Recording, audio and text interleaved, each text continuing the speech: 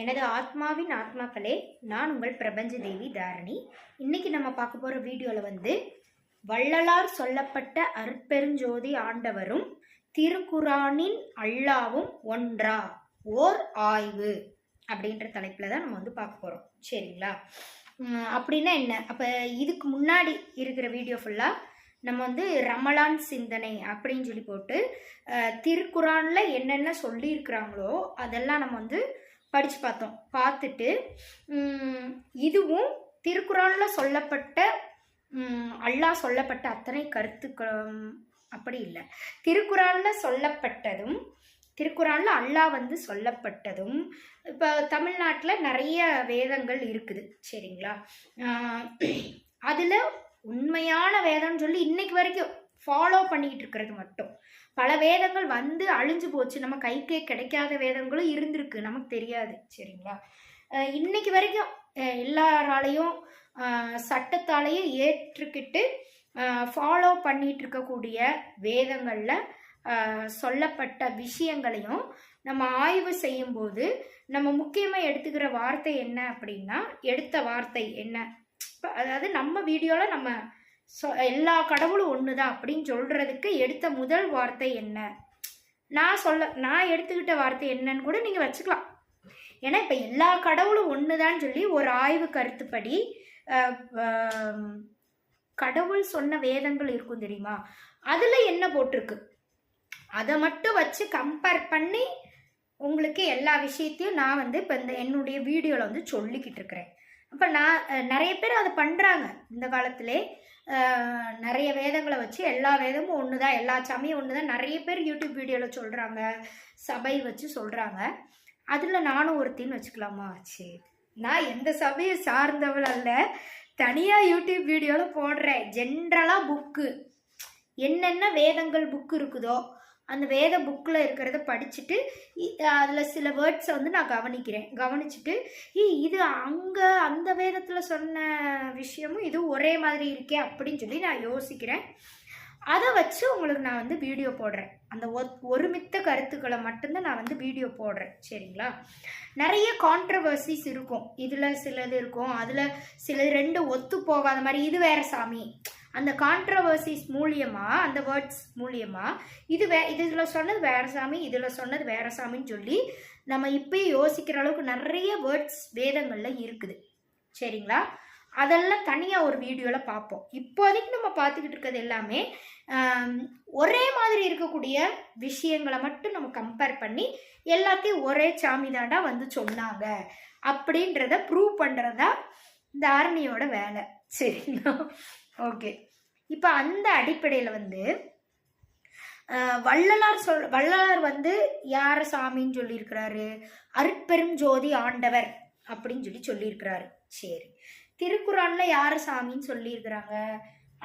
அல்லான்றத நீங்கள் சாமின்னு சொல்ல முடியாது, ஏன்னா அல்லானாலே இறைவன் தான் அர்த்தம். சரிங்களா? அல்லானா யார் அப்படின்னு வேணா நம்ம கேட்கலாமா? ஒளி பொருந்தியவராக இருப்பவர் அல்லா. சரிங்களா? அப்படின்னு சொல்லி அவங்க சொல்றாங்க. அளவற்ற பேரறிவாளன், அளவற்ற அருளாளன் தெய்வங்கள் நீங்க சொல்லிட்டு இருக்கிற எல்லா, இப்ப இந்த உபுலோகத்துல அந்த தெய்வம் இந்த தெய்வம் நீங்க சொல்லிக்கிட்டு இருக்கிறீங்க, அந்த தெய்வத்தெல்லாம் விட பெரும் தெய்வமாக இருப்பவர் அல்லாஹ் அப்படின்னு சொல்லி திருக்குறான்ல சொல்றாங்க. சரிங்களா? அதனால வணக்கத்திற்குரியவர் அல்லாஹ் மட்டுமே அப்படின்னு சொல்லி அதுல சொல்றாங்க. ஸோ இந்த வணக்கத்திற்குரியவர் அல்லாஹ் முன்னாடியே நான் சொல்லிட்டேன். அப்போ அந்த வீடியோ பார்க்காம நான் இங்கே ஒரு வேர்ட்ஸ் சொல்லிட்டேன்னா அந்த வேர்ட்ஸை மட்டும் வச்சுக்கிட்டு கமெண்ட் பண்ணக்கூடாது. சரிங்களா? முன்னாடி இருக்கிற வீடியோவையும் பார்த்துட்டு தான் என்னோட வீடியோவில் நீங்கள் கமெண்ட் பண்ணணும். இல்லைன்னா உங்களுக்கு இந்த வீடியோ மட்டும் நீங்கள் பார்க்குறீங்கன்னா இது எனக்கு சந்தேகம் அப்படின்னு சொல்லி வேணால் நீங்கள் போடலாம். சரிங்களா? முன்னாடியே நான் என்ன சொல்லியிருக்கிறேன் வீடியோவில், அல்லானா நீங்கள் ஒரு முஸ்லீம் சாமி அப்படின்னு சொல்லி எடுத்துக்கக்கூடாது. அல்லாஹ் அப்படின்ற வார்த்தைக்கான அர்த்தமே எல்லாம் வல்ல இறைவன். சொல்லிட்டேன்னா ஆல்ரெடி சொல்லிட்டு நீங்களா போய் எங்கே போய் தேடி பார்த்தாலும் அந்த மீனிங் தான் கொடுத்துருப்பாங்க. உங்களுக்கு புரியுதுங்களா? நானா எந்த கற்பனை பண்ணிட்டு எதுவுமே சொல்லலை. ஆல்ரெடி இந்த உலகத்தில் வாழ்ந்துட்டு போனவங்க என்னெல்லாம் சொல்லி வச்சுருக்காங்களோ அதை எடுத்து சொல்கிறவ தான் தாரணி. சரிங்களா? எனக்கு 1008 கற்பனைகள் இருக்குது, நிச்சயமாக இருக்குது. எனக்கு உணர்த்தப்பட்டது புக்கில் இல்லாததெல்லாம் இருக்குது. ஆனால் அதை வந்து இப்போ புக்கில் இருக்கிறது பற்றி நான் சொல்லும்போது திணிக்க மாட்டேன். சரிங்களா? சரி.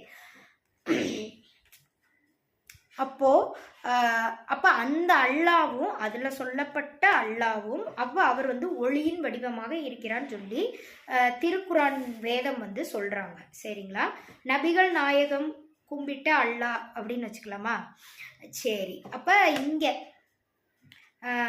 வள்ளலார் கும்பிட்ட அருட்பெருஞ்சோதி ஆண்டவர் இவரும் அந்த அல்லாவும் ஒன்றா அப்படின்றது தான் இப்போ நம்ம வந்து அவங்க சொல்லியிருக்கிற வசனங்களை வச்சே நம்ம வந்து ஒரு ஆய்வுக்கு வரப்போகிறோம். சரிங்களா?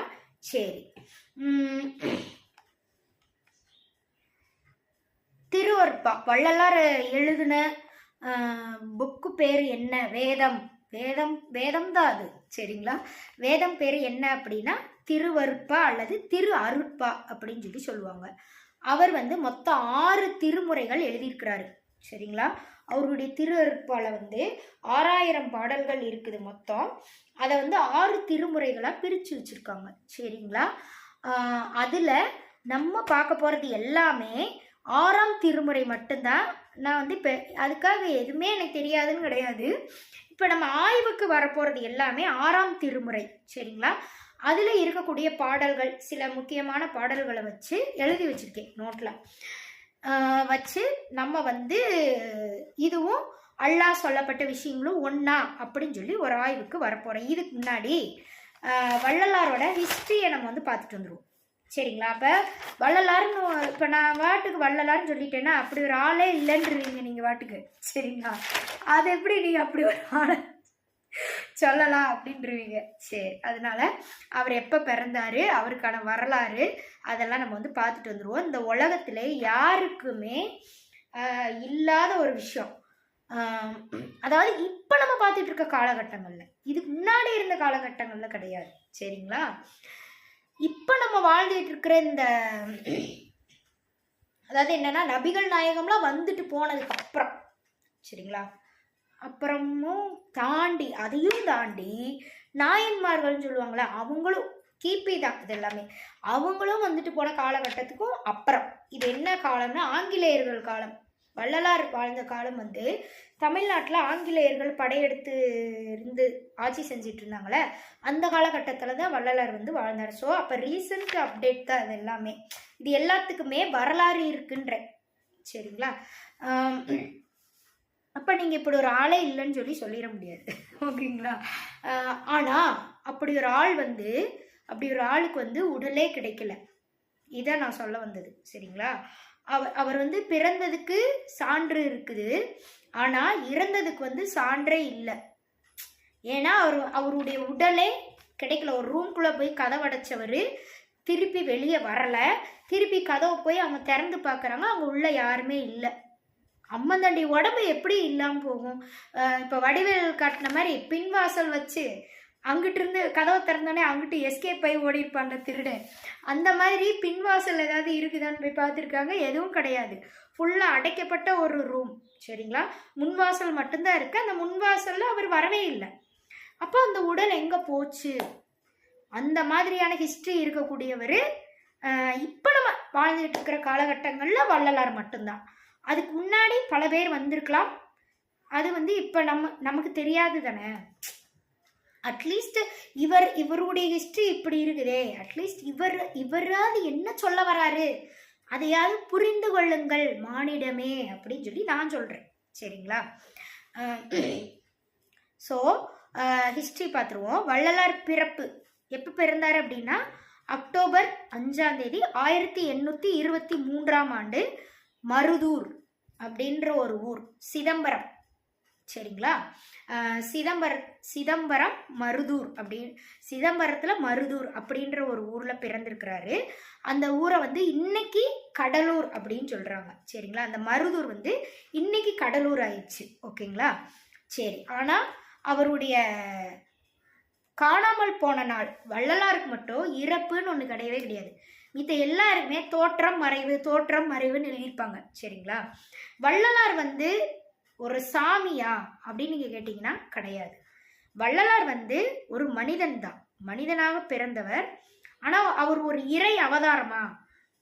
கிருஷ்ணர் வந்து மனிதனை தான் பிறந்தாரு, ஆனால் அவரை நீங்கள் வந்து மனுஷன்னு சொல்லிடுவீங்களா? இல்லை, இறை அவதாரம். சரிங்களா? அது மாதிரி வள்ளலார் இறை அவதாரமான்னு கேட்டிங்கன்னா கிடையாது. அவர் வந்து இறை அடியார். சரிங்களா? ஆனால் மரணமில்லா பெருவாழ்வு பெற்றவர். சரிங்களா? அழியா உடல் பெற்றவர், ஆனால் கடவுள் கிடையாது. சரிங்களா? அப்போ அவர் தனி, அவர் சொல்லப்பட்ட சாமி தனி, அவர் கும்பிட்ட சாமி தனி. ஓகேங்களா? இதுதான் இறை அவதாரத்திற்கும் இறை அடியாருக்கும் உள்ள வேறுபாடு. சரிங்களா? அப்ப ஆனா இவர் மிகவும் தூய்மையானவர். சரிங்களா? எதனால தூய்மையானவர்னா அவர் உடலே கிடைக்கல, அப்ப தூய்மையானவர் தானே. சரி. அதே மாதிரி அழியா உடல் பெற்றவர், ஒளி உடல் பெற்றவர். இது எல்லாமே இந்த வேர்ட்ஸ் எல்லாமே பாடல்களில் சொல்கிறாங்க. அவருடைய பாடலில் அவரை மென்ஷன் பண்ணுறாரு. நான் வந்து மரணமில்லா பெருவாழ்வு பெற்றிருக்கிறேன், அழியா உடல் பெற்றிருக்கிறேன், ஒளி உடல் பெற்றுட்டேன், இந்த மாதிரியெல்லாம் அவர் வந்து சொல்கிறாரு. சரிங்களா? அதனால நான் வந்து உங்களுக்கு சொல்கிறேன், இதெல்லாம் நான் சொல்லுவேன் பாடலில் வாசிக்கும்போது. சரி. அதனால இவருக்கு மட்டும் மறைவு கிடையாது, காணாமல் போன நாள் அப்படித்தான் போட்டிருக்காங்க. காணாமல் போனது ஜனவரி 30, 1874. சரிங்களா? இப்போ கிட்டத்தட்ட 50 வருஷம் வந்து வாழ்ந்திருக்கிறாரு. சரி, இந்த உலகத்தில். காணாமல் போன இடம் மேட்டுக்குப்பம், வடலூர். சரிங்களா? கடலூர் டிஸ்ட்ரிக்ட் தான் அதுவும். சரிங்களா? அதிலே வடலூர் வந்து ஒரு இடம், கடலூர் இன்னொரு இடம். ஓகேங்களா? கடலூர் டிஸ்ட்ரிக்டுள்ள வடலூர்னு ஒரு இடம், அங்கே தான் மேட்டுக்குப்பம். அதுக்குள்ளேயே மேட்டுக்குப்பம்னு ஒரு ஊர், அதில் அங்கே வடலூருக்குள்ள மேட்டுக்குப்பம்னு ஒரு ஊர், அங்கே தான் அவர் வந்து காணாமல் போன இடம் அப்படின்னு சொல்லியிருக்கிறாங்க. சரிங்களா? அவர் எந்த இடத்துல இது வந்து நான் போய் நேரில் பார்த்தது, அதை வச்சு உங்களுக்கு நான் சொல்கிறேன். அவர் எந்த இடத்துல வந்து காணாமல் போனாரோ அதே இடத்துல தான் அந்த சத்திய தர்மசாலை அப்படின்னு சொல்லி இருக்குல்ல, அது ஒரு இடம். ஜோதி காட்டுவாங்க, ஒரு கோவில், வள்ளலாருடைய கோவில். வள்ளலார்னா வள்ளலார் சாமி இல்லை. சரிங்களா? அருட்பெருஞ்சோதி ஆண்டவரை தான் அங்கே சாமியாக வச்சுருக்கிறாங்க. உருவமே இல்லை, விளக்கு ஜோதியத்தான் அங்கே வந்து சாமியாக வச்சுருக்காங்க. இப்போ அவர் கட்டப்பட்ட கோயில்னு வச்சுக்கலாமா? அது வந்து அதுக்கு பேர் வந்து சத்திய ஞான சபை. சரிங்களா? அந்த கோயிலுக்கு பேர் கோவில்னே சொல்ல மாட்டாங்க, சத்திய ஞான சபை, சன்மார்க்க சபை, அந்த மாதிரி வேர்டு தான் அவங்க வந்து யூஸ் பண்ணுவாங்க. அந்த இடமும் அவர் காணாமல் போன இடமும் பக்கத்தில் தான், ஒரே ஊர். ஆனால் 2 பக்கத்தில் கிடையாது. இது கொஞ்சம் ட்ராவல் பண்ணி நம்ம வந்து போனோம்னா அவர் காணாமல் போன இடத்த வந்து ஒரு வீடு மாதிரி வச்சுருப்பாங்க. அந்த வீட்டுக்குள்ளே தான் அவர் போனவர். திரும்பவே வெளியே வந்து வெளியே எல்லாரும் கதவை தட்டுறாங்க, திறக்கவே இல்லை. அப்புறம் கதவை உடைச்சி உள்ளே போய் பார்க்குறாங்க, அவர் இல்லவே இல்லை. சரிங்களா? இப்போ இதெல்லாம் வந்து அவருடைய ஹிஸ்ட்ரி. ஓகேங்களா? இந்த மாதிரியான ஸ்டோரிஸ்லாம் அந்த ஊருக்கு நாங்கள் போனப்போ, சின்ன வயசில் நாங்கள் போனப்போ அந்த கதையெல்லாம் வந்து சொன்னாங்க. அந்த இடம்லாம் நாங்கள் வந்து பார்த்துருக்கோம். அவர் எந்த இடத்துல வந்து காணாமல் போனார், இதோ இங்கே தான் உட்காந்து தியானம் பண்ணிட்டு இருந்தார் அப்படின்றத மாதிரி. நீங்கள் அந்த இடத்துக்கு சுற்றி பார்க்க போனீங்கனாலே அங்கே ஒரு கைடு இருப்பாங்க, அவங்க வந்து உங்களுக்கு எல்லாமே சொல்லுவாங்க, சுற்றி காட்டுவாங்க. ஓகேங்களா? அப்போ வந்து சொல்லியிருக்காங்க. சரி. இப்போ இறையடியார்கள்லாம் இந்த உலகம் முழுக்க எத்தனையோ மதங்கள்ல எத்தனையோ பேர் வந்து வாழ்ந்துட்டு போயிருக்கிறாங்க. அவங்களுடைய பிறந்த இடமோ அல்லது அவங்க வாழ்ந்த இடமோலாம் என்னால் பார்க்க முடியலைனாலும் இந்த இறையடியாருடைய ஜீவ சமாதின்னு வச்சுக்கலாம், இல்லை அவர் காணாமல் போன இடம்னு வச்சுக்கலாம், அவர் இருந்த இடத்த வந்து பார்க்குறதுக்கு எனக்கு வந்து ஒரு வாய்ப்பு கிடச்சிருந்துச்சு. அந்த பிளேஸே வந்து எப்படி இருக்குன்னா ஒரு பீஸ்ஃபுல்லாக, ஒரு அமைதியாக இருக்கும். அப்படிப்பட்ட ஒரு இடம். அந்த இடத்துக்கு போகிறதுக்கு வந்து நீங்கள் அந்த இடத்துக்கு போகிறீங்க, இப்போ இந்த காலகட்டத்தில் போகிறீங்க அப்படின்னாலே அதுக்கு வந்து நீங்கள் வந்து புண்ணியம் செஞ்சுருக்கணும்.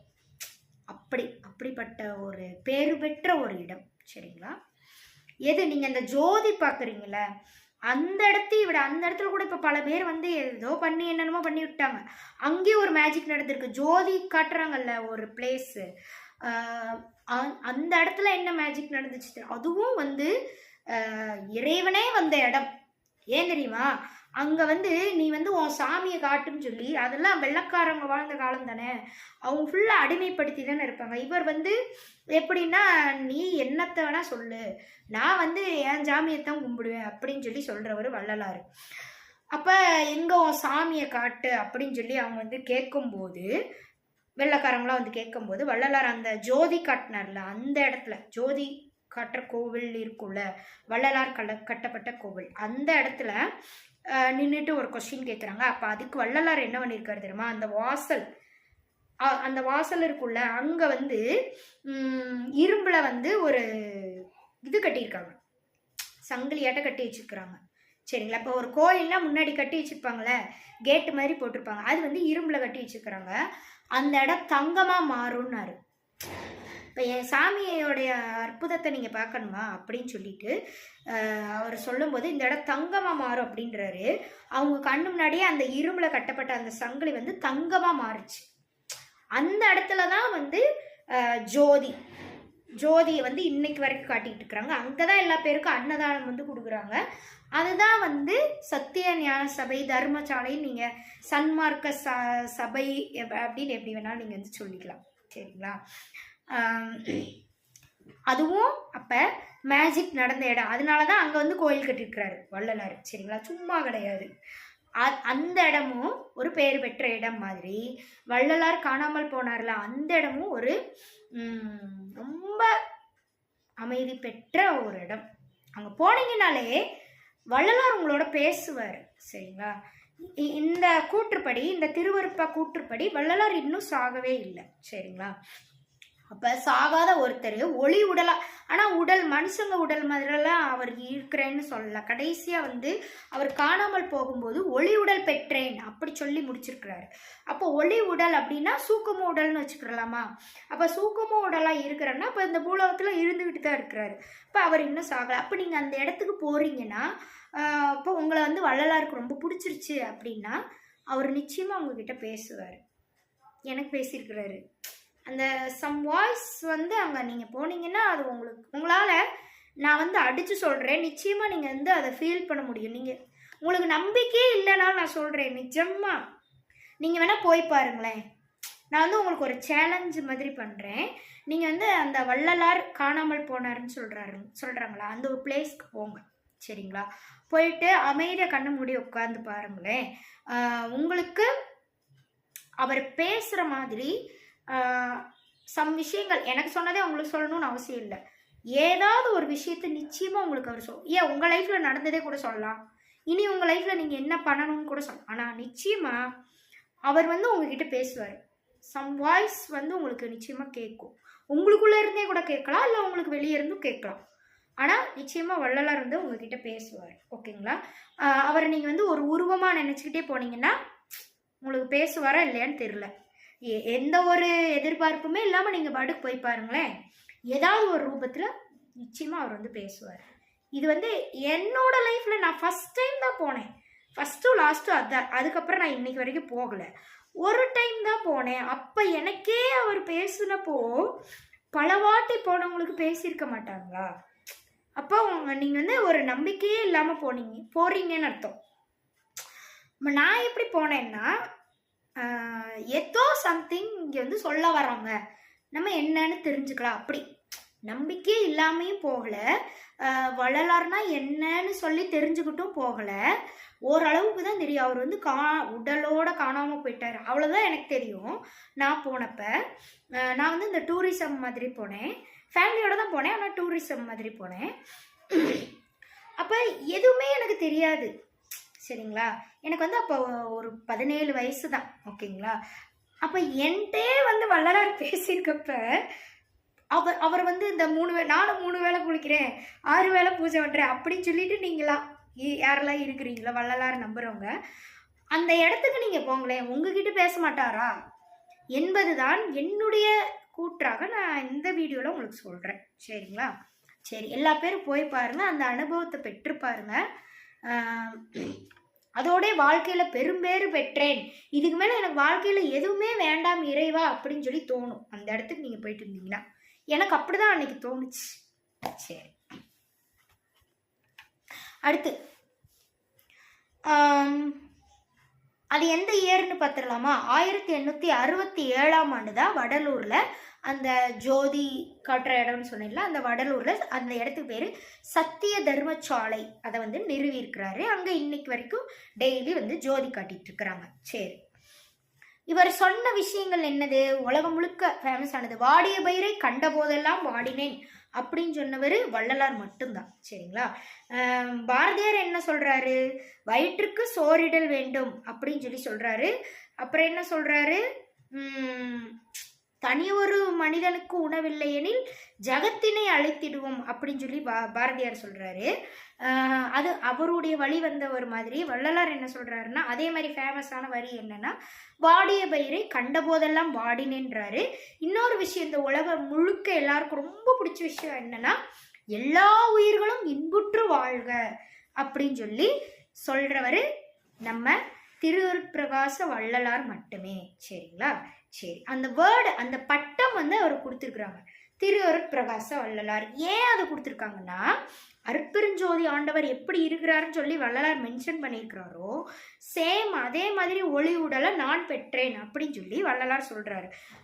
நானே அவனாக அவனே நானாக கலந்து விட்டேன்னு அவர் சொன்னாலுமே, அவர்கிட்ட ஒரு அப்பவுமே அவர்கிட்ட ஒரு என்ன சொல்றது, இறையடியார். என்னதான் நானே அவன் அவனே நானாக கலந்து விட்டாலும் நானும் பொன்னம்பலமும் நானும் ஒண்ணு கிடையாது. அவர் கொடுத்த அந்த அவர் மாதிரியே இருக்கக்கூடிய அந்த ஒளி உடலை நான் பெற்றுட்டேன். இருந்தாலும் அவர் தான், நான் வந்து ஒரு ஆத்மா தான், அவர் பரமாத்மா, நான் வந்து ஒரு ஆத்மா அப்படின்றத அவர் வந்து ஏத்துக்கிறார். இப்ப தாரணி நான் இருக்கிறேன், இறைவனை வந்து பார்த்துட்டேன், நானே அவங்களே நானுன்னு இறையா கலந்த ஒரு ஃபீலிங்ஸ்க்கு வந்துட்டேன். அப்படி இருந்தாலும் இறைவன் தான், தாரணி தானே, அந்த மாதிரி அப்படிப்பட்ட விஷயத்த ஒப்புக்கொண்டு பாடல் பாடினவர் வள்ளலார். நம்ம மாணிக்க வாசகர் வந்து ஒளியுடல் பெற்றாரா அப்படின்றதுல அவருக்கு வந்து இல்லை. ஆனால் நானே அவரே நானாக அப்படியெல்லாம் அவர் பாட்டு எழுதி வந்தாலும் அவர் என்னைக்குமே தன்னை சிவனடியார் இறையடியார்னு சொல்லி தான் எல்லா பாட்டையும் எழுதியிருக்கிறாரு. சரிங்களா? அதே வழி வந்தவர் தான் வள்ளலாரும். ஓகேங்களா? அதே வழி வந்தவர் தான் நம்ம நபிகள் நாயகமும். எல்லாமே நான் பார்த்துட்டேன், உன்னை பார்த்துட்டேன், அல்லா எல்லாமே ஓகே, ஆனாலும் நீ தனித்தவர், நீ அளவற்ற அருளாளர், நான் உன்னுடைய அடியார் அப்படின்னு சொல்லித்தான் நபிகள் நாயகம் வந்து அந்த ஏஞ்சல் கேப்ரியல் சொன்ன அத்தனையும் வந்து எழுதி வச்சிருக்கிறாரு. சரி, எழுதி வைக்கலாம், அவருக்கு எழுதவே தெரியாது, அவர் வந்து சொல்லியிருக்கிறாரு. ஓகேங்களா? அதுக்கப்புறம் தான் அந்த இதெல்லாம் எழுத்து டாக்குமெண்ட்ஸாக வந்துச்சு. ஓகே, அடுத்து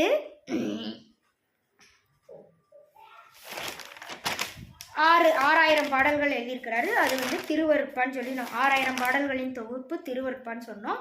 இப்போ நம்ம இதுக்கு வருவோம். ஏன்னா இன்ட்ரடக்ஷன், ஏன்னா நம்ம வள்ளலான்னு சொல்லி ஸ்டார்ட் பண்ணிட்டோம். ஸோ அவரோட ஹிஸ்ட்ரி இதெல்லாம் சொல்லி தானே நம்ம வந்து இன்ட்ரடக்ஷன் சொல்லி தானே உள்ளே போக முடியும். சரி, 6ஆம் திருமுறையில் 72ஆம் பாகம். சரிங்களா? 6ஆம் திருமுறைனா அதில் நிறைய ஹெட்டிங்ஸ் இருக்குது. அதில் 72வது ஹெட்டிங் சன்மார்க்க நிலை. சரிங்களா? சன்மார்க்க நிலையில என்ன வள்ளலார் சொல்ல வரான்னு சொல்லி பார்க்கலாம். நம்ம இப்ப பார்க்க போற நோக்கம் என்ன, இப்ப இந்த வீடியோவுடைய தலைப்பு என்ன, எதை நோக்கி நம்ம போறோம்? வள்ளலார் சொல்லியிருக்கிற அருட்பெருஞ்சோதி ஆண்டவரும் நபிகள் நாயகம் சொல்லப்பட்ட அல்லாவும் ஒன்றா அப்படின்னு இவங்க சொன்ன கருத்து ஒரே மாதிரியான வேர்ட்ஸ் வருதா, அதை வச்சு இவங்க 2 பேர் சொன்ன சாமியும் ஒன்னா அப்படின்றத நம்ம வந்து பார்க்க போகிறோம். ஸோ அப்போ அதுக்கு இவங்க சொல்லப்பட்ட கருத்துக்கள்லாம் ரொம்ப முக்கியம். இப்போ அதில் என்ன சொல்லியிருக்குதோ நான் அதை அப்படியே படிக்கிறேன், நீங்கள் கேளுங்க. டவுட் இருக்கிறவங்க வெப்சைட்டு திருவருட்பா.org வெப்சைட்டு. சரிங்களா? வெப்சைட்டில் போய் நான் சொன்ன அந்த தலைப்பெடுத்து அப்படியே பாருங்கள். உங்களுக்கு வெப்சைட் மேலே நம்பிக்கை இல்லாதவங்க புக்கு வாங்கி, திருவருட்பான்னே புக்கு இருக்குது, வடலூரில் விற்கிறாங்க, எல்லா உலகம் முழுக்க விற்கிறாங்க, பிரிண்ட் போட்டு புக்கு வாங்கி நான் சொன்ன அந்த பகுதியில் நான் சொன்னபடி தான் இருக்குதான்றத செக் பண்ணிக்கிட்டே வந்துருங்க. சரிங்களா? சரி, ஃபர்ஸ்ட் பார்ட் நான் படிக்கிறேன். சித்திபுரத்தே தினந்தோறும் சீர்கொளருள் சன்மார்க்க நிலை. 72வது தலைப்பு சன்மார்க்க நிலையில பார்த்துக்கிட்டே வாங்க. ஃபர்ஸ்ட் பாடல். சித்திபுரத்தே தினந்தோறும் சீர்கொளருள் சக்தி விழா நீடித்தழைத்தோங்க எத்திசையில் உள்ளவரும் வந்தே உவகை உருக மத துள்ளல் ஒளிகத் தொலைந்து அப்படின்றாரு. அப்படின்னா என்ன? சித்திபுரத்தே தினந்தோறும் சீர்கொளருள் அப்படின்னா என்ன? எல்லா பேரும் எல்லா பக்கமும் சித்திபுரத்தேனா இப்போ இறைவன் புகழ் பாடுவாங்கல்ல, எல்லா பேரும் எல்லா பக்கமும் இறைவன் புகழ் பாடிக்கிட்டு இருக்கிறாங்க. இப்படி ஒவ்வொருத்தரும் ஒவ்வொரு சாமியை கும்பிட்டுக்கிட்டு இருக்கிறாங்க. அவங்க கும்பிட்ற சாமிக்கு உண்மையாக இருந்துக்கிட்டு அவங்கவுங்க என்ன சொல்கிறது, அவங்கவுங்க சாமி சொன்ன மார்க்கம் படி எல்லா பேரும் வாழ்ந்துக்கிட்டு வர்றாங்க இந்த உலகத்தில். சக்தி விழா நீடித்து தழைத்தோங்க அப்படின்னா, சக்தி விழான்னா இந்த இடத்துல நம்ம சத்திய விழான்னு எடுத்துக்கலாம். சரிங்களா? அப்படியெல்லாம் வாழ்ந்துக்கிட்டு ஒவ்வொருத்தரும் ஒவ்வொரு சாமியை கும்பிட்டுக்கிட்டு என் சாமி தான் பெருசு, உன் சாமி பெருசு அப்படியெல்லாம் சொல்லிக்கிட்டு, ஆனால் அவங்கவுங்க சாமிக்கு உண்மையாக இருந்துட்டு வாழ்கிறவங்களும் இருக்கிறாங்க, அவங்க சாமிக்கே உண்மையாக இல்லாதவங்களும் இருக்கிறாங்க. இந்த மாதிரிலாம் இந்த உலகத்தில் பல வேறுபாடுகளாக வாழ்ந்துட்டு வர்றாங்க. இப்படியெல்லாம் வாழ்ந்துட்டு இருந்தாலும் சத்திய விழான்னு ஒரு விழா வரப்போகுது. எப்படி? இந்த ஒவ்வொருத்தரும் ஒவ்வொரு சித்தத்தை வச்சு சொல்லிக்கிட்டு, சித்தம்னா என்னது? சித்தாந்தம் வேதாந்தம்னு 2 இருக்குது. இந்த உலகம் முழுக்கவே 2 கொள்கை தான், 2 கொள்கையாக தான் பிரிக்கப்படுது. ஒன்று சித்தாந்தம், இன்னொன்று வேதாந்தம். சரிங்களா? சித்தாந்தத்திலையும் அறிவியல் வருது. சித்தாந்தம் அப்படின்றது என்ன அப்படின்னா, நம்ம ஃபர்ஸ்ட் வேறுபாடு பார்த்துடலாம். சித்தாந்தம்னா கடவுள் தான் இந்த பிரபஞ்சம் முழுக்க படைச்சு அவங்க தான் ஒரு சில இல்லை, அனைத்து சாஸ்திரங்களையும் இந்த பிரபஞ்சம் முழுக்க உள்ள அத்தனை உலகங்களுக்கும் கொடுத்து உயிரினங்களை படைத்து அந்த உயிரினங்கள் எப்படி வாழணுன்ற சாஸ்திரங்களை கொடுத்து வாழ சொல்லியிருக்கிறாங்க. அதுபடி தான் நம்ம வாழணும் அப்படின்னு சொல்லிட்டு வர்றது சித்தாந்தம். அந்த வழியில பின்பற்றிட்டு வர்றவங்க எல்லா பேரும் சித்தாந்தத்தை பின்பற்றுபவர்கள். அவங்க சித்தாந்தத்தை பின்பற்றுபவர்களைத்தான் சித்தர்கள். அப்ப சித்தர்கள் நீங்க யாரெல்லாம் சொல்றீங்களோ அவங்க எல்லாருமே கடவுளை ஏற்றுக்கொண்டவர்கள். அவங்களே கடவுள்னு சொல்லிக்க மாட்டாங்க, அவங்கள தாண்டி ஒரு கடவுள் தான் அவங்களையே படைச்சாங்க. அவங்க அதே கடவுள் ஒட்டுமொத்த பிரபஞ்சத்தையும் அவங்க தான் படைச்சாங்க அப்படின்ற கொள்கையை சொல்லிட்டு இப்போ அதுபடி எல்லாரும் நடங்க அப்படின்னு சொல்லி இந்த உலகத்துக்கு சொல்லிட்டு போறவங்கலாம் சித்தர்கள் அப்படின்னு சொல்லி சொன்னாங்க. சரிங்களா?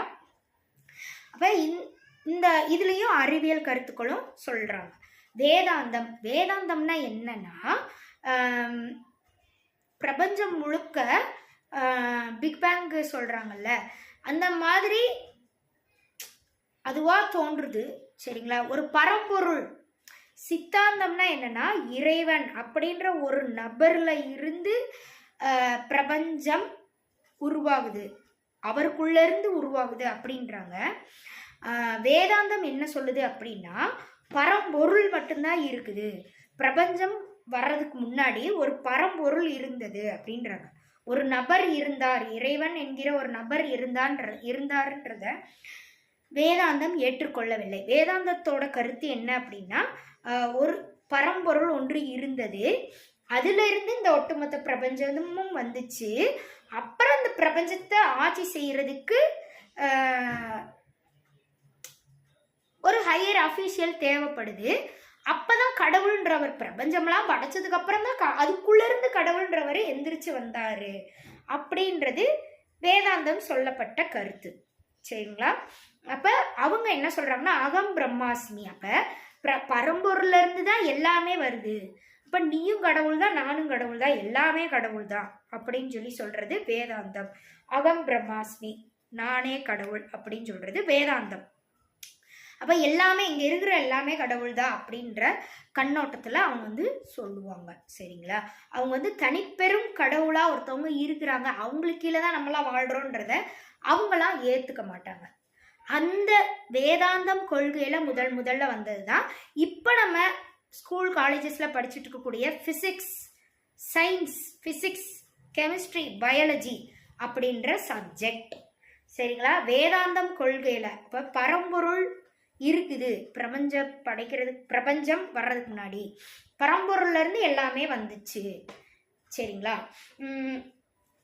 அதுல இருந்து தான் உயிர்கள் உருவாச்சு. அந்த உயிர்கள்ல இருந்து கடைசியா மனிதன் உருவானான் அப்படின்னு சொல்லி வர்றவங்க தான் இந்த சயின்ஸ் அப்படின்ற விஷயத்த கொண்டு வந்தவங்க. ஓகேங்களா? ஆனால் சித்தாந்தத்திலேயே அறிவியல் இருக்குது. அந்த அறிவியலை நம்ம இப்போ ஏற்றுக்கலை. இப்போ வாழ்ந்துட்டு இருக்க கலியுக காலகட்டத்தில் நம்ம என்ன ஃபாலோ பண்ணுறோம்? நம்ம புக்ஸில் படிக்கிறோம்ல, ஃபிசிக்ஸ், கெமிஸ்ட்ரி, பயாலஜி, இந்த சயின்ஸ் அப்படின்றது சித்தாந்தத்தில் இருக்கிறது இல்லை, வேதாந்தத்துப்படி வந்த சயின்ஸை தான் இப்போ நம்ம எல்லா பேரும் ஃபாலோ பண்ணிட்டு இருக்கோம் அப்படின்றத எம்எஸ்சி ஃபிசிக்ஸ் வரைக்கும் படிச்சுட்டு அப்புறம் இது டிப்ளமோ இன் யோகாலாம் படித்ததுக்கப்புறம் என்னுடைய ஆராய்ச்சியில் நான் தெரிஞ்சுக்கிட்டதை உங்களுக்கு சொல்கிறேன். சரிங்களா? இதெல்லாம் எங்கள் புக்ஸ்லேயே இருக்குது. நான் வந்து டிப்ளமோ இன் யோகா படித்தேன்னு சொன்னேன்ல, அந்த புக்ஸ்லே இந்த எல்லாமே கொடுத்துருக்காங்க. அதில் படித்ததை தான் இப்போ நான் உங்களுக்கு சொல்கிறேன். என் சொந்த கருத்தெல்லாம் எதுவுமே இல்லை. சரிங்களா? சரி. ஸோ நான் படித்த புக்கு என்ன, நான் டிப்ளமோ இன் யோகா படித்தேன்ல, அது வந்து சித்தாந்தமாக வேதாந்தமான்னு கேட்டிங்கன்னா வேதாந்தம். இப்போ நீங்கள் படிக்கிறீங்களா சயின்ஸ், அது சம்மந்தப்பட்டது தான். அப்போ பரம்பொருள்ல இருந்து தோன்றினது. அவங்க வந்து தனியாக கடவுள்னு ஒருத்தர் வந்து எல்லாத்தையும் படைச்சாங்கன்றத அவங்க ஏற்றுக்க மாட்டாங்க. அதைத்தான் அதில் படிச்சுதான் நான் சர்டிஃபிகேட் வாங்கினேன். வேற வழி இல்லை, அதுதான் நம்ம கொடுக்குறாங்க படிக்கிறதுக்கு. அதில் தான் நம்ம சர்டிஃபிகேட் கொடுக்குறாங்க. இப்போ நமக்கு வந்து எல்லாத்தையும் இந்த உலகத்துக்கு சொல்லணும்னா அது படித்து சர்டிஃபிகேட் வாங்கிட்டு ஆகணும். சரிங்களா? அதுக்காக நான் வந்து படித்தேன் 6 months. ஓகே. ஆனால் நான் விரும்புறது என்னன்னா சித்தாந்தம் தான் எனக்கு பிடிக்கும்.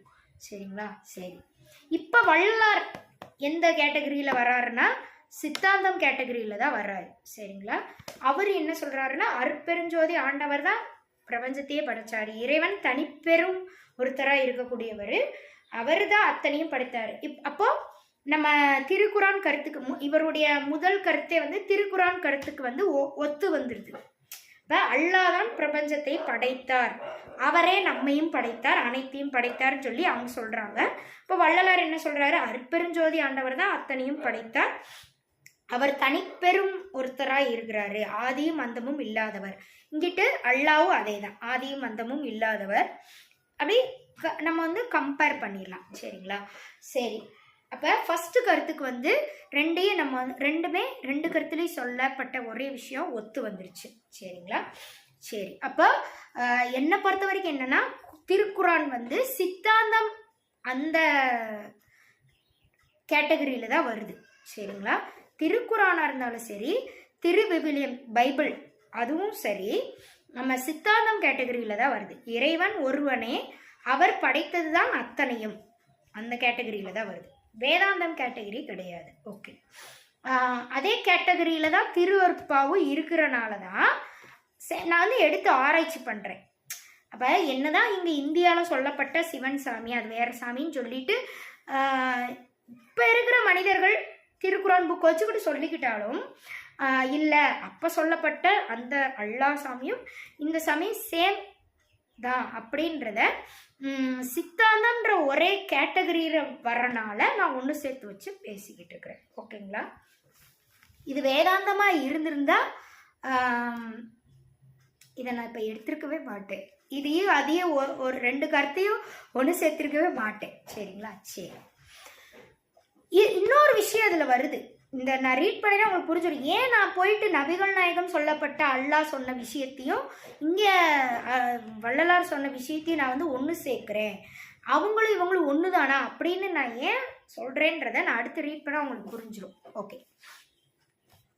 அப்போது சத்திய விழான்னு ஒரு விழா வரப்போது, அப்போது எத்திசையில் உள்ளவரும் இந்த உலகத்தில் எல்லா திசையில் ஏன் ஜாமி பெருசு ஓன் ஜாமி பெருசுன்னு சொல்லிட்டு வாழ்ந்துட்டு இருந்த அத்தனை பேரும் வந்தே உவகை உருக மத துள்ளல் ஒழிக தொலைந்து, எல்லா திசை சத்திய விழா வரும்போது நீங்கள் யாரெல்லாம் பொய்யான சாமி மதத்தை வச்சுக்கிட்டு, அதாவது கடவுளை வச்சுக்கிட்டு பேசணும், எப்பயுமே மதத்தை வச்சுக்கிட்டு பேசக்கூடாதுல்ல, அன்பே இறைவன் அப்படின்னு சொல்லிட்டு நீங்கள் யார் பேசினாலும் ஓகேன்னு சொல்கிறாரு வள்ளலார். இறைவன் ஒருவரே, அவர் அன்பின் ரூபமாக இருக்கிறார். ஏன் அன்பின்னா அவர் சொல்ற இங்க வேர்டு என்னன்னா கருணை. கருணை அன்பு எல்லாம் ஒன்று தானே. தனிப்பெரும் கருணை அருட்பெரும் ஜோதின்றார் வள்ளலார். சரிங்களா? அப்ப இறைவன் அன்பின் ரூபமாக இருக்கிறார்ப்பா. அப்ப அன்புதான் இறைவன் சொல்லிட்டு நீ யார் வேணா பேசு. அதை விட்டுட்டு என் மதம் பெருசு, என் மதத்துல சொல்லி இருக்கிற சாமி தான் சாமி, உன் மதத்துல இருக்கிற சாமியே இல்லை அப்படின்னு சொல்லிக்கிட்டுலாம் நீங்க யாரெல்லாம் மனிதர்களுக்குள்ளே கலகத்தை உண்டு பண்ணிட்டு வாழ்ந்துகிட்டு இருந்தீங்களோ உங்க எல்லாருக்கும் சத்திய விழான்னு ஒரு நாள் வரும். அப்படி வரும்போது உங்க பொய்யான மதமா இருந்துச்சுன்னா, கடவுளை முன்னிலைப்படுத்தாம மதங்கள் இருக்கும் தெரியுமா? கடவுளை முன்னிலைப்படுத்திட்டா அது எல்லாமே ஒரே கடவுள் கீழே வந்துடுது.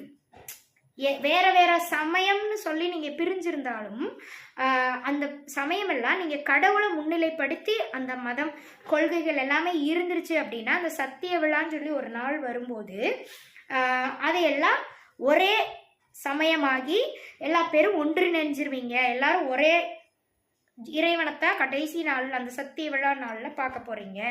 அப்ப எல்லாரையும் அருட்பெருஞ்சோதி ஆண்டவர் கூட்டுருவாரு.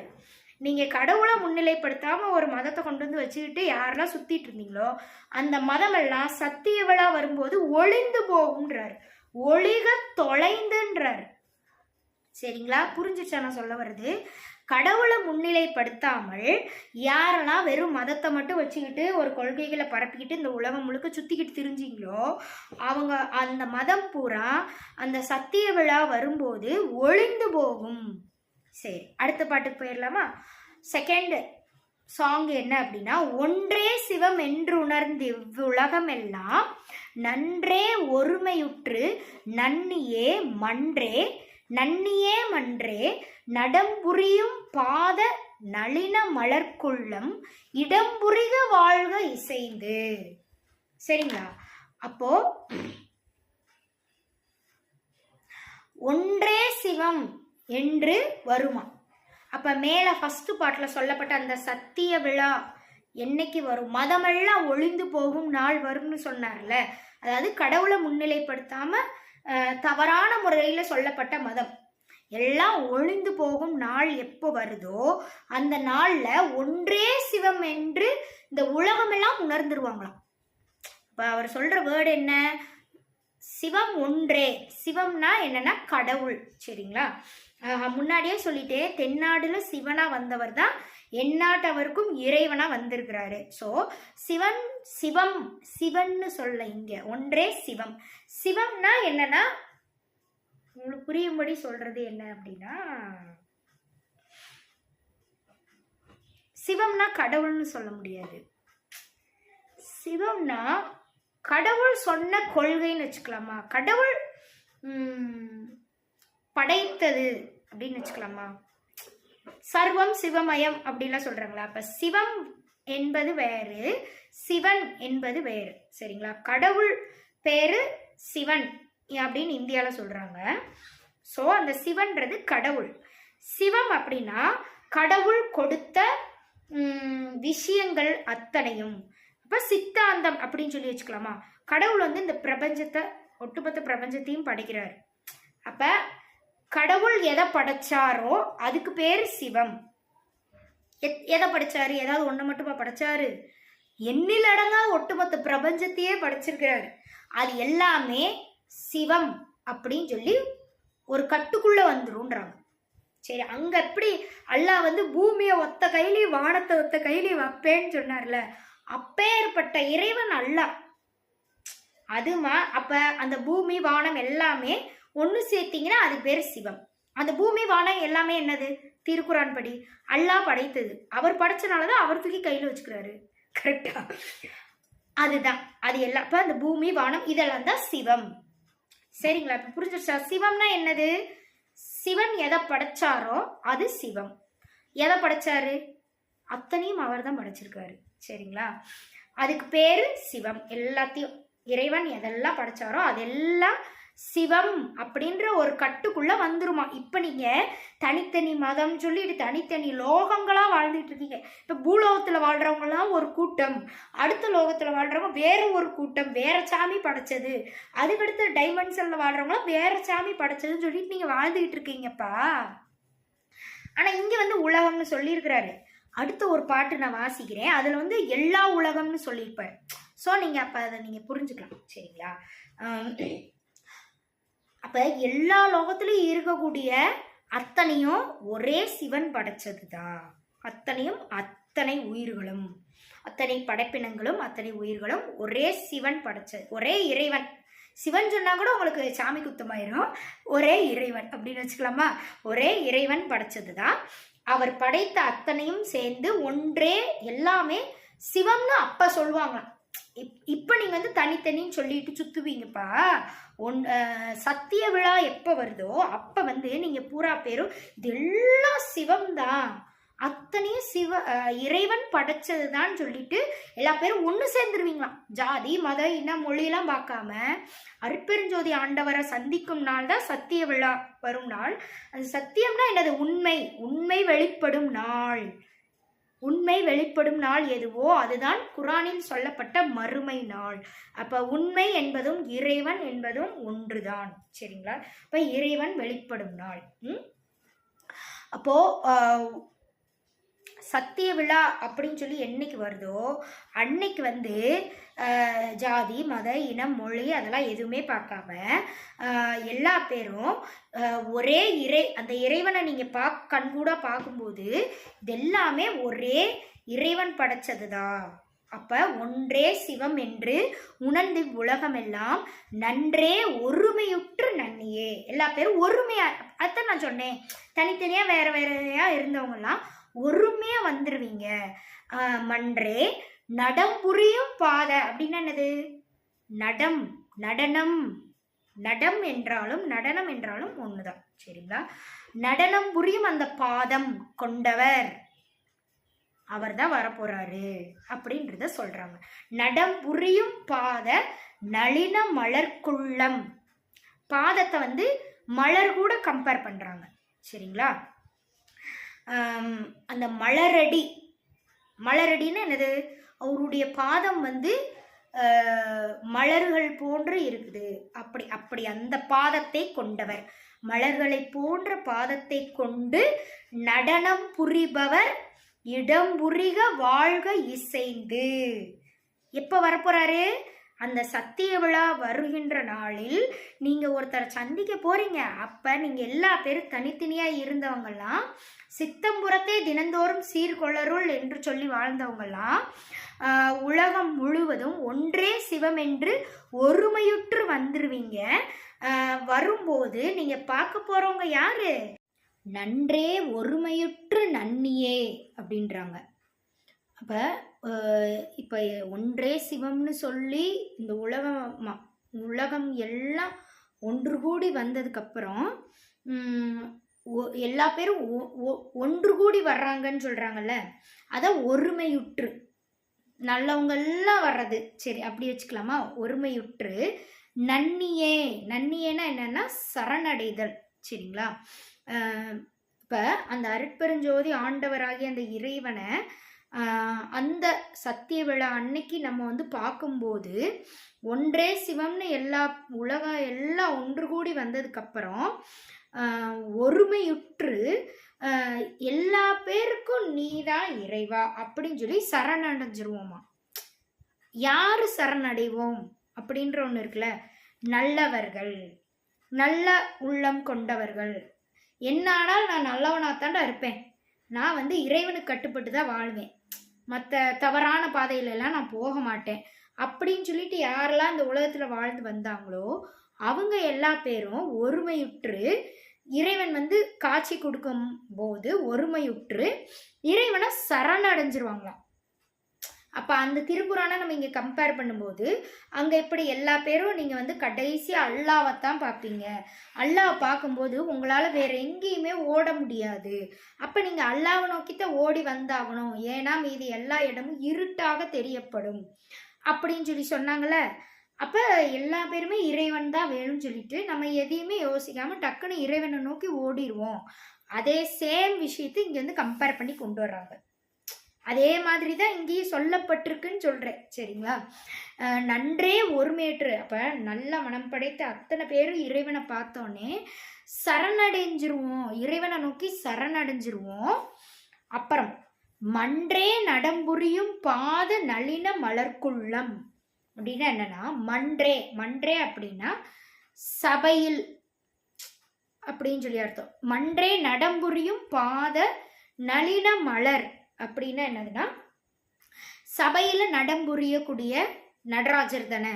நடராஜர் தான் சபையில நடனம் புரியும் அப்படின்னாலும் நடனம் புரியும் அப்படின்னாலும் ஒண்ணுதான். பாதை, அதாவது நடனம் புரிவதற்காக தன்னுடைய பாதை வெறும் பாதை இல்லையா, நளின பாதை, சிதம்பரத்தில் ஆடக்கூடிய இறைவன். சரிங்களா? அப்ப நளின மலர் பாதை. அப்ப பாதங்கள் அப்படின்னா மலர்களுக்கு தானே வந்து மலரடி அப்படிலாம் சொல்றாங்கல்ல, மலர் பாதங்கள். அப்ப பாதங்களை, இறைவனின் பாதங்களை வந்து மலர்களுக்கு வந்து ஒப்பிடுவாங்க எப்பயுமே. இது வந்து எல்லாருக்குமே தெரிஞ்ச விஷயம்தான். அதை தான் வள்ளலாரும் எழுதி வச்சிருக்கிறாரு. சபையில் நடனம் புரியக்கூடிய அந்த இறைவன் நடனம் புரிவதற்காக, இப்ப நடம் புரியும் பாத நளின மலர்க்குள்ளம் அப்படின்னா என்னன்னா, நளின மலர் அப்படின்னா தாமரை மலர். சரிங்களா? நளினம் அப்படின்னா தாமரை, நளினம்னா நளினமா இருக்கக்கூடியதும் ஒரு மீனிங். ஆனா நளின மலர்ன்னு சொல்லி கம்பேர் பண்ணும்போது தாமரை மலர். சரிங்களா? அப்போ நடனம் புரிவதற்காக அந்த பாதங்களை எடுத்த நடராஜரின் பாதங்கள் தாமரை மலர் போன்று இருக்கிறது. அப்படிப்பட்ட தாமரை மலர் போன்ற பாதங்களை கொண்ட நடராஜர், அவருக்கு ஒரு உள்ளம் இருக்கும் தெரியுமா? மலர் பாதங்களை தூக்கி கொண்டிருக்கும் அந்த இறைவன் எதுக்காக பாதத்தை தூக்குறாருன்னு ஒன்று இருக்குல்ல, அழிக்கிறதுக்கும் தூக்கலாம், அழிச்சு ஒரு துவம்சம் பண்றதுக்கும் தன்னுடைய பாதங்களை தூக்கலாம். அதே இறைவன் நடனம் புரிஞ்சு திருக்காட்சி காட்டி நம்மளை வந்து அவர்கிட்ட சரணாகதி அடைய வைக்கிறதுக்காகவும் அவருடைய மலர் பாதங்களை தூக்கலாம். அப்ப இந்த இடத்துல எதுக்கு பாதத்தை தூக்குறாரு? நடனம் புரிவதற்காக தூக்குறாரு. சரிங்களா? உள்ளத்தில் மலர்க்குள்ளம். சரிங்களா? மலர்க்குள்ளம். இப்ப நீங்க இதுக்கு மீனிங் போய் கூகுளில் பார்த்தீங்கன்னா வேற மாதிரி போட்டிருப்பாங்க. சரிங்களா? அதை பார்த்துட்டு இதுக்கு மீனிங் எனக்கு புரியல, சரி பார்க்கலான்னு சொல்லிட்டு போனேன். தப்பா போட்டிருந்தாங்க. கூகுளில் ஜென்ரலாக விக்கிபீடியாலே அப்படித்தான், அந்த அந்த லெவலில் தான் போட்டிருக்காங்க. ஆனால் உண்மையாக நீங்கள் வந்து உணர்ந்து பார்த்து நீங்கள் மீனிங் யோசிச்சிங்கன்னா அது அதில் போட்டிருக்க மீனிங் படி இல்லை. எப்படி நான் உங்களுக்கு சொல்கிறேன், உங்களுக்கு வந்து ஒத்து வருதான்னு பாருங்கள். இல்லை அவங்க கூகுள் குரோமில் ஜென்ரலாக ஒரு மீனிங் போட்டிருப்பாங்களே, அதையும் சொல்கிறேன், எது இந்த இடத்துக்கு கரெக்டாக வருதுன்னு பாருங்கள். சரிங்களா? அப்படி அந்த லெவலுக்கு தமிழுடைய அந்த ஒவ்வொரு சொல்லாடல்களையும் கம்பேர் பண்ணிட்டு தவறான ஒரு மீனிங் வந்து கொடுத்து வச்சுருக்காங்க. சரிங்களா? ஏன்னா இந்த இடத்துல வள்ளலார் வந்து தவறாக பாட்டு எழுதியிருக்காங்கன்னு நம்ம சொல்ல முடியாது. நம்ம மீனிங் தப்பாக புரிஞ்சிருக்கோம், நமக்கு அந்த லெவலுக்கு நாலேஜ் இல்லை, அப்படித்தான் சொல்லணும். என்னை பொறுத்த வரைக்கும் அப்படித்தான் நான் சொல்லுவேன். ஏன்னா அருட்பெருஞ்சோதி ஆண்டவரையே பார்த்தவர். இப்போ அவர் வந்து மிஸ்டேக் விடுறதுக்கு வாய்ப்பு இல்லை. சரிங்களா? அதை புரிஞ்சுக்கிட்டு மீனிங் சொல்கிற நம்ம வேணால் மிஸ்டேக் விடுறதுக்கு நிறையவே வாய்ப்பு இருக்குது. சரிங்களா? ஓகே. அப்படி மலர் பாதங்களை நடனம் புரிவதற்காக தூக்கி நிற்கக்கூடிய அந்த இறைவனுக்கு ஒரு உள்ளம் இருக்கும் தானே. இறைவனுக்கு உள்ளமே இருக்காதா? இருக்கும் தானே. அவருக்கும் ஒரு உள்ளம் இருக்கும். அந்த உள்ளத்துல யாரெல்லாம் இடம் பிடிச்சிங்க, புரியுதுங்களா? இன்னைக்கு மறுமை நாள் வர்றது வரைக்கும், அதாவது இவர் சொல்ற சத்திய விழா வர்றது வரைக்கும், ஆதி காலத்துல இருந்து, சரிங்களா, இறைவன் பிரபஞ்சத்தை படைத்த காலத்துல இருந்து சத்திய விழா வர்றது வரைக்கும் வானோகத்திலையும் சரி பூலோகத்திலையும் சரி இறைவனுடைய திரு உள்ளங்களில் யாரெல்லாம் இடம் பிடித்தீர்களோ அவங்க எல்லா பேரும் வாழ்க இசைந்து நல்லபடியா வாழ்ந்துட்டு போனாண்டா அப்படின்ற மாதிரி நீங்கெல்லாம் வாழ்ந்துட்டு போவீங்க அப்படின்னு சொல்லி இறை இறைவனின் தூய்மையான பக்தர்களுக்காக ஒரு அழகான தீர்க்க தரிசனத்தை வள்ளலார் வந்து சொல்றாரு இந்த பாடல் மூலியமா. ஒரு நம்பிக்கை கொடுக்கறது மாதிரி அப்படி வந்து ஒரு விஷயத்தை வந்து அவர் சொல்றாரு நமக்கு எல்லாருக்கும். ஆனா கூகுள் குரோம் விக்கிபீடியாவில் என்ன மீனிங் போட்டிருக்காங்கன்னா, நடனம் புரியும் பாத நளின மலர்க்குள்ளம் எப்படின்னா, உங்க உள்ளத்துல இறைவனை நிறுத்தி நீங்க வந்து வாழ்ந்து காட்டுங்க. அடுத்து ஒரு காலம் வரும், சிவம் இறைவனை வந்து நீங்க சந்திப்பீங்க. சந்திக்கும் போது இறைவனை நீங்க வந்து சரணடைஞ்சிருவீங்க, எல்லாம் ஒருமையுற்று. அப்போ வந்து பாதங்களை தூக்கி ஆடுவதற்காக பாதங்களை தூக்கி இறைவனை உங்களுடைய உள்ளத்தில் நிறுத்தி வாழ்ந்துட்டு போங்க அப்படின்னு சொல்லி போட்டிருக்கிறாங்க. இப்படி போட முடியுமா? இப்படி ஒரு மீனிங் நிச்சயமா வருமா? வராதுன்றத நான் சொல்ல வர்றது. ஏன்னா ஆல்ரெடி இறைவனை வந்து யாரெல்லாம் தொழுதீங்களோ ஆதி காலத்துல இருந்து அவங்களுக்கு மட்டும்தான் சத்தியயுகம் கொடுக்க போறாங்க. ஸோ அங்கே போயிட்டு நீ வந்து இறைவனை நினச்சி வாழு அப்படின்னு சொல்லி இந்த இடத்துல சொல்ல முடியாது. ஏன்னா இந்த வாழ்க இசைந்து வாழுன்னு சொல்லலை, இடம் புரிக வாழு அந்த மாதிரி சொல்லியிருந்தாங்கன்னா உங்களுக்கு ஒரு அறிவுரை கொடுக்குற மாதிரி இருக்கும். வள்ளலார் வந்து உங்களுக்கு ஒரு அறிவுரை கொடுக்குறாரு. நீ சத்தியுகம் போகும்போது இறைவனை உன் மனசுல வச்சுக்கிட்டு உள்ள போ அப்படின்ற மாதிரி. அப்படி இல்லை, நீங்க மேலேருந்தே பாடலை படிச்சுட்டு வந்தீங்கன்னா அது அந்த மாதிரி மீனிங்ல போய் முடியாது. அதுக்குத்தான் நான் வார்த்தைக்கு வார்த்தை அர்த்தம் சொல்றேன். அப்ப எல்லாமே வந்து விக்கிபீடியால நம்பாதீங்க அப்படின்றது. நான் விக்கிபீடியா போய் எனக்கு புரியலன்னு டக்குனு ஒரு அவசரத்துக்கு மீனிங் போட்டு பார்த்து புரிஞ்ச வரைக்கும் நான் உங்களுக்கு சொல்றேன், சரிங்களா? அப்ப அப்படி அது சொல்ல முடியாது. இப்ப இறைவன் மனசுல யாரெல்லாம் உள்ளத்துல யாரெல்லாம் சத்திய விழா வர்றது வரைக்கும் இடம் பிடிச்சிங்களோ, இடம் புரிகனா இடம் பிடித்தவர்களோ அவங்கெல்லாம் வாழ்க இசைந்து அவங்கெல்லாம் வாழ்ந்துட்டு போவாங்க அப்படின்னு வள்ளலார் சொல்கிறார். சரிங்களா? சரி.